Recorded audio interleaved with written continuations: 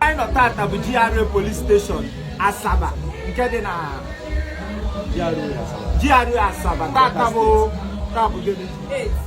bụ 8 of February 2024 ka akpọtara this girl ngosi unu vidiyo. Abịago make entry na police station GRA.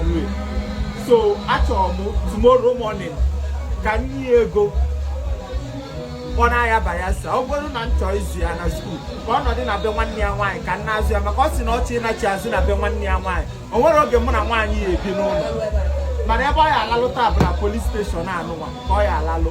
Ọ nọ na ya na-abụ obibi ihe mere ya ife afọ. What is your name?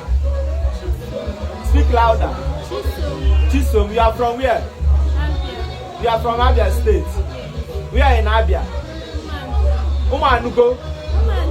Umandru.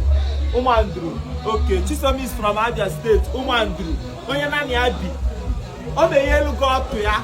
If you want ya bokasi ya nike. Mana aro video send na elomo. Obuli eni ile ka ya egosibe. Obu na enwa na emanzo. Akpona.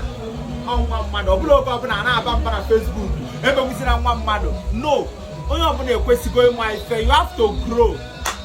Olulo nwaanyị, olute nne, olute nne, olutere nne, olute ada gị nwaanyị, olutere ada nwaanyị, o reach your first daughter. You have to repent because iko iji maalụ mmadụ ka eji wee maalụ ya.